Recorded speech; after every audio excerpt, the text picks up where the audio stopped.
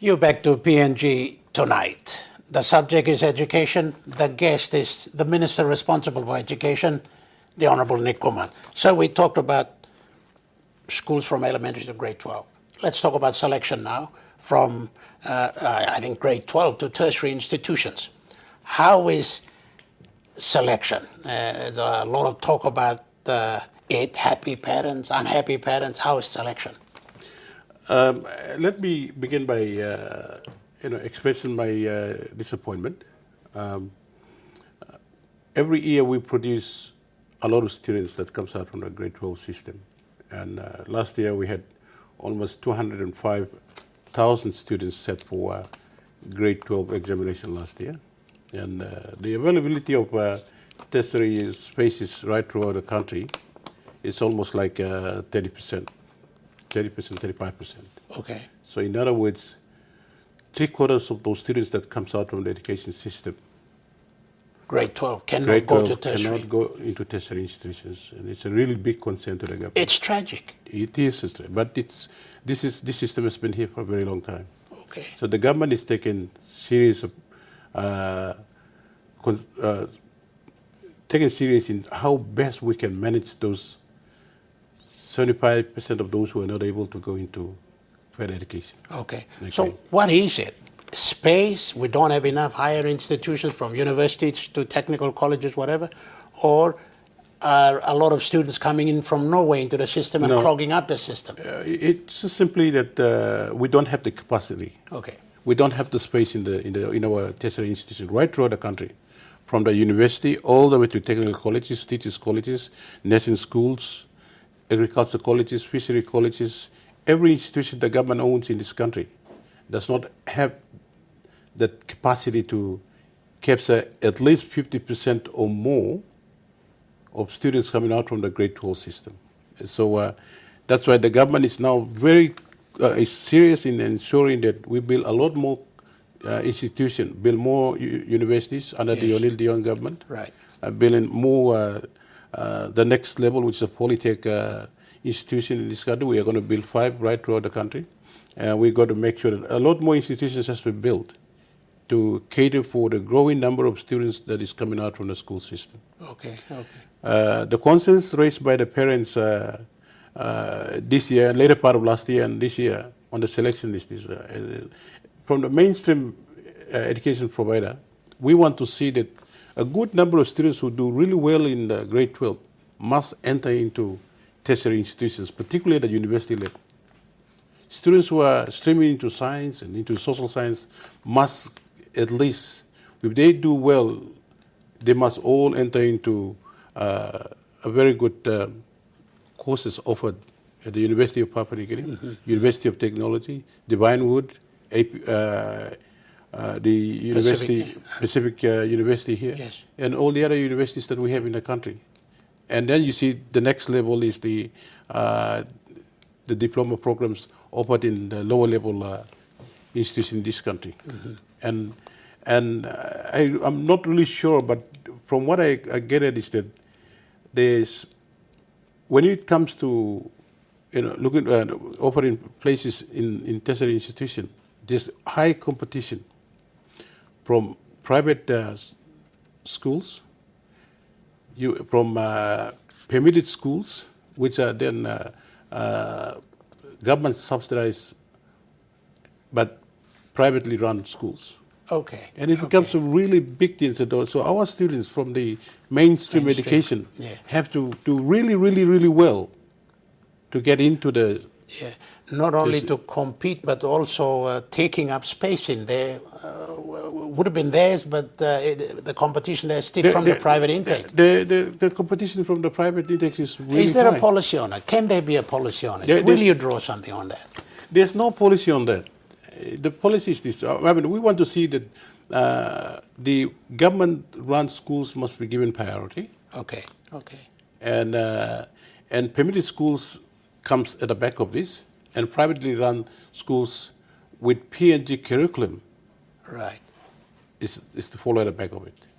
There must be a process in which Office of Higher Education should use to ensure that there's a system that will cater and making sure that our students that comes out from the government system must be given at least a greater. I'm not saying that in a context that the government students should have free right to it, but there must be a competition. Minister, I think we'll continue to have a bit of a problem here because the private schools are initially sanctioned by the government to exist in the first place in this country. So obviously when they sanction it, it means the students can go into the system that we have here. Can there be a way where the privately run institutions can open up perhaps further education in other countries so that you free up space here? Obviously, I mean, that if you look at, I get my kids into private schools, and with the intention that we send our kids to Australia or to another country where they can further their education. Yes. And a lot of students that is before, private schools are run purposely for people who are citizens of another country. And they adopt curriculums that is outside of this country. Yes. So we allow the curriculums from New South Wales or from Queensland. Obviously, they are not Papua New Guinean curriculums, so they can't enter into our system because the system completely cuts off.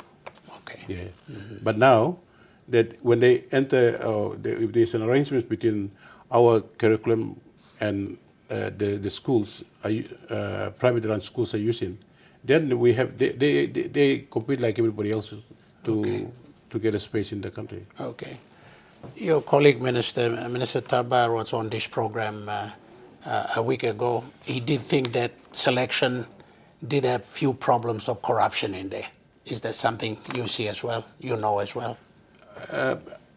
Let me just articulate one or two points, and I want to make sure that our viewers are fully aware that, for instance, there's two school leavers and non-school leavers. Right. Okay. Non-school leavers are students that comes out from the school system the previous years. If they have issues with one subject or two subjects, then they go to an upgrading program.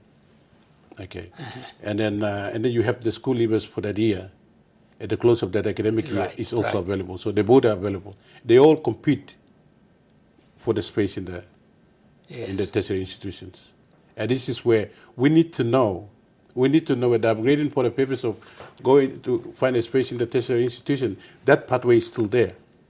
But then they are coming to the into the bigger picture when they compete for the space. And this is where one of the problems that we have in this country. Okay. And the other problem that I said that earlier was that when we see students selected, if we are doing science, there's streaming program in grade 11 and grade 12. When they do streaming into science subjects, they do science and maths, physics, and every other courses that it's aligned to science.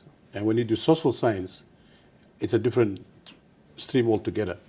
So when students in the science component don't have enough space in the science courses offered in the country, they then go into taking up the social science courses. And then that adds a lot of burden to students who are coming out from the social science streaming. And this is where we have problem in this country. Yes. Or if there is a quota system. I want to know if there is a quota system that you take as many social science and then you had science subject students that stream into science and coming out from the school system. And this is where I want to see that there must be, that is the reason why we do streaming in this country. So students who got a lot of strength in the social sector, we don't push them to science because they won't do well. No. Same thing applies vice versa. We want to see that those science students must go into doing medicine and doing courses that's more related to science. And I want to see our Office of Higher Education must, when they do the selection, they are going to make sure the discipline must be there. You and your colleague Minister Taba talking to each other on this? Of course. Basically, I actually wrote a letter to him and expressed my concern on this. Okay. But sir, you've been a new minister in this portfolio. You'll have had, I think, 1.5 years experience in this last year and this year. What are your hopes for this year? All the problems of last year corrected this year, you move forward, 2016, a good year for you? I look forward for 2016 because we only got as a government 1 year to go. Sure. Next year is election time. But we want to see the government is consistent. The government is consistent when it comes to agendas for health and education in this country. Our social sector policy is very strong. Yes. And the government continue to invest into the education system. Because the future of this country is not about oil, gas, copper, but it's about our human resources. Human resource. If we do right in the education sector, believe me, this country will continue to sustain at the back of good young people coming out and become partners in the development. True. And I believe in that. I want to make sure that we continue to invest in the education sector. And I know that there's challenges at the end of every year, but those challenges are challenges that every one of us, we have to take ownership and then move forward with it. And I urge every partner in education in this country to support the government's policy on education, because it's good for this country. Yes, true. Couldn't be any truer. Minister, we are running out of time. We'd like to thank you for coming on this program and explaining some of the concerns and some of the challenges that faces your ministry, I suppose. Thank you. Thank you, Mr. Higgins, and thank you for having me on this program. Your pleasure. The Minister for Education, Nick Kuman. This is PNG Tonight. We take you to Abao, Central Province after the break. Stay with us.